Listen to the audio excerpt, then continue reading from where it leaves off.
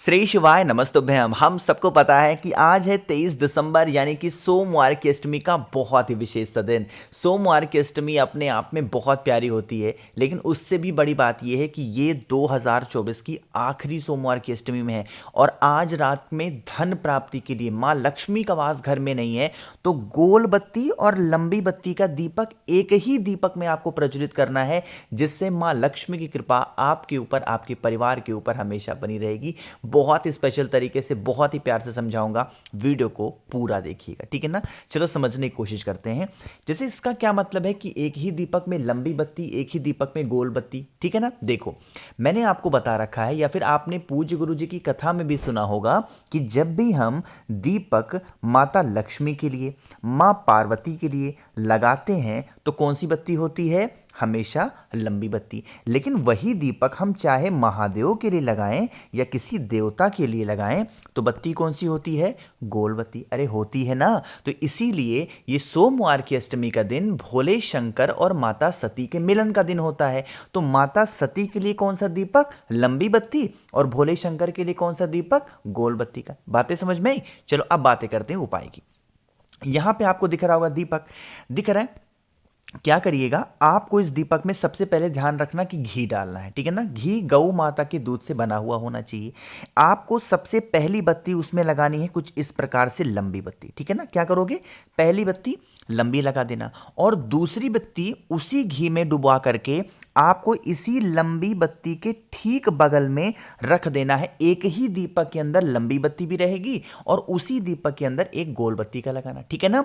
अब देखो, थोड़ा समझने की कोशिश करिएगा। कलर चेंज कर लो। ये वाला जो दीपक हमने लगाया है, मतलब ये वाली जो बत्ती हमने लगाई है, किसके लिए लगाई है?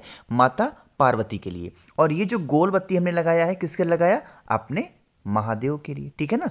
अब आप इस दीपक को उठाना। आपके पास में दो ऑप्शन है। कौन कौन से ऑप्शन है? सबसे पहले, अगर आपके घर में महादेव का शिवलिंग है तो उस दीपक को शिवलिंग के पास लगाएंगे। मान लेते हैं बहुत सारे ऐसे घर हैं जहां पे शिवलिंग अभी भी नहीं है, तो आप उसको किसी भी बेल पेड़ के नीचे, कोशिश करेंगे अपने घर के अंदर जो बेल का पेड़ हो वहां पे रखना, ठीक है ना।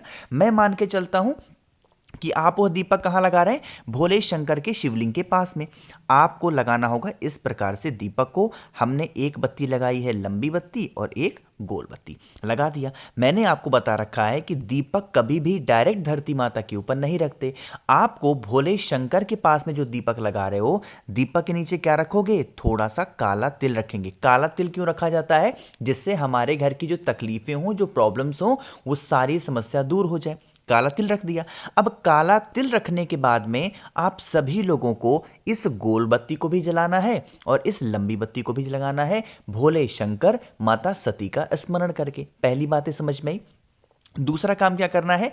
दीपक तो आपने जला दिया, अब आप लोग को दीपक के अंदर, जलते हुए दीपक के अंदर थोड़ा सा, मात्र एक चुटकी चावल का दाना, जो आपकी फैमिली की तकलीफें हो, प्रॉब्लम्स हो, चाहे वो धन प्राप्ति के लिए हो या आपकी कोई मनोकामना है, उसका स्मरण करते हुए अगर आप डाल देते हैं तो इससे भोले शंकर माता सती की कृपा आपके ऊपर हमेशा बनी रहेगी। कुछ लोग मुझसे पूछ रहे थे, भैया शाम के टाइम पे ही दीपक हम क्यों लगाते हैं, और वो भी भोले शंकर माता सती का?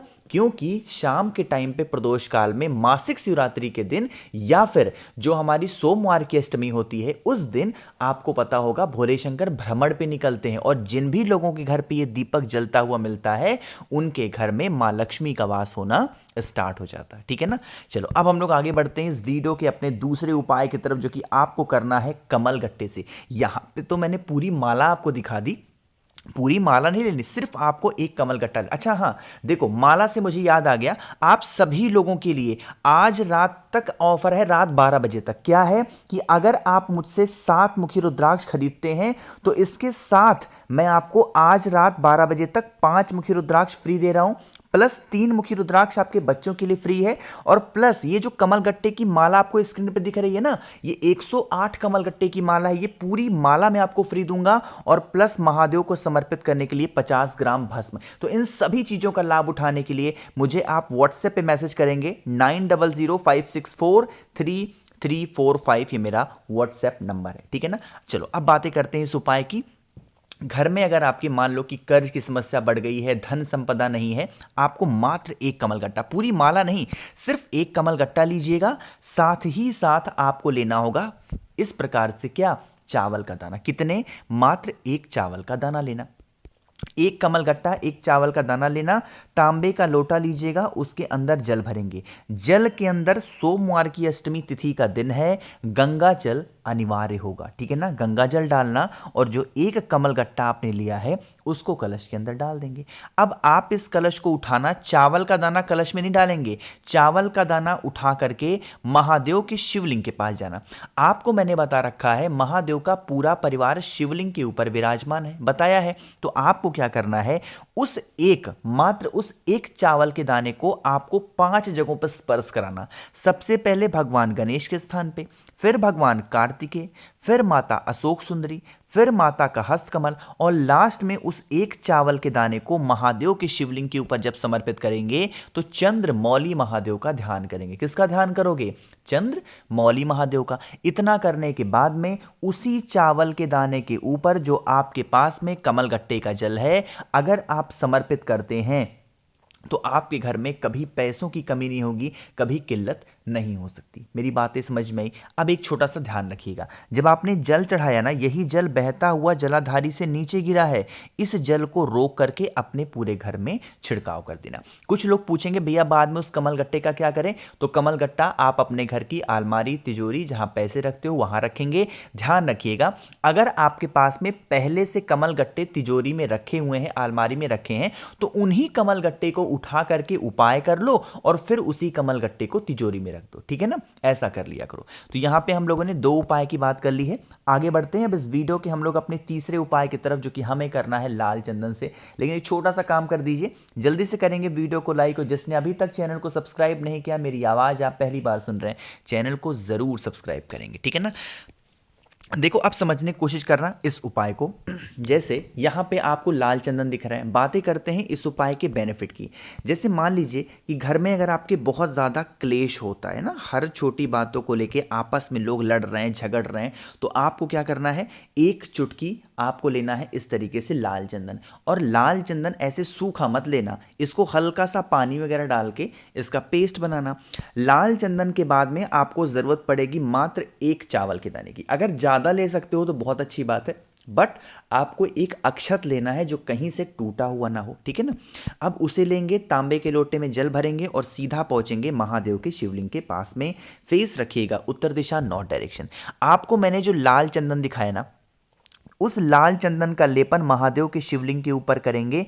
किसका स्मरण करके, मैंने बताया था जब हम कोई भी उपाय कर रहे हो लड़ाई झगड़े का, तो वहां पे एक नाम बोला जाता है महादेव का, हाट केश्वर महादेव। क्या नाम बोलोगे, हाट केश्वर महादेव के नाम से लाल चंदन का लेपन शिवलिंग के ऊपर अच्छे से करेंगे। बाद में मैंने जो आपको एक चावल का दाना दिखाया, जो व्यक्ति घर में क्लेश करता, लड़ाई करता, उस व्यक्ति का नाम और गोत्र बोल करके लाल चंदन के ऊपर उस एक चावल के दाने को समर्पित करके, और फिर आपको एक लोटा शुद्ध जल तांबे के लोटे से श्री शिवाय नमस्तुभ्यम का जप करके अगर आप समर्पित करते हैं तो आपके घर में कभी क्लेश नहीं होगा, लड़ाइयां नहीं होंगी, फैमिली परिवार आपका खुश रहेगा, ठीक है ना। ध्यान रखिएगा, लाल चंदन का लेपन हाटकेश्वर महादेव के नाम से करना है, और जब जल चढ़ाओगे तो श्री शिवाय नमस्तुभ्यम का जप करेंगे, ठीक है ना। करके देखिएगा, आपको फायदा मिलेगा। तो 3 उपाय आपको समझ में आ गए हैं। आगे बढ़ते हैं इस वीडियो के हम लोग सबसे आखिरी उपाय की, जो कि हमारा चौथा उपाय है। आपको करना है किससे, काली मिर्च के साथ में। सबसे पहले समझ लेते हैं इस काली मिर्च के बेनिफिट क्या है, फायदे क्या हैं। आपका कोई बच्चा है, आपके हस्बैंड है, आपका भाई है, आपके माता पिता है, या फिर आपकी वाइफ है, आप उनसे ऐसे लग रहा है ना कि जैसे वो बहुत चिड़चिड़ हो गए हैं हर छोटी बातों को लेकर के ना, तो आप इस उपाय को करेंगे।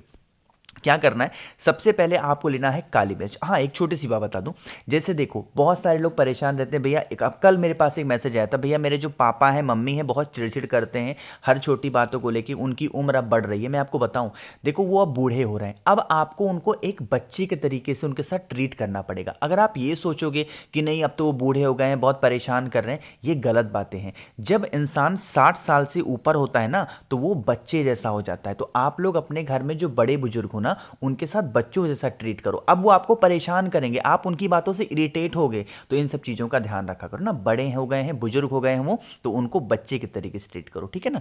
तो आपको क्या करना है, 5 काली मिर्च लीजिएगा। जो व्यक्ति घर में आपके परेशान है, उस व्यक्ति के ऊपर से 5 बार उस 5 काली मिर्च को घुमा लेंगे और महादेव के शिवलिंग के ऊपर चुपचाप बिना किसी को बताए रख करके चले आना। सोमवार की अष्टमी का सबसे आसान, सबसे इजी उपाय यही है अपने घर में, परिवार में सुख शांति और समृद्धि के लिए, ठीक है ना। करके जरूर देखिएगा।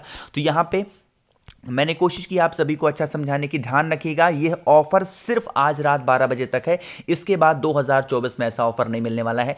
मौका मत छोड़िएगा। सभी लोग को मैसेज करना है, 9005643345 मेरा व्हाट्सएप नंबर है। मैसेज जरूर करेंगे। तो वीडियो पसंद आई हो तो लाइक करिएगा। कुछ पूछना है, नहीं समझ में आया, नीचे कॉमेंट सेक्शन में पूछें। और मेरे जितने भी भाई बहन आवाज आज मेरी पहली बार सुन रहे हैं, चैनल को जरूर सब्सक्राइब करेंगे। श्री शिवाय नमस्तुभ्यम।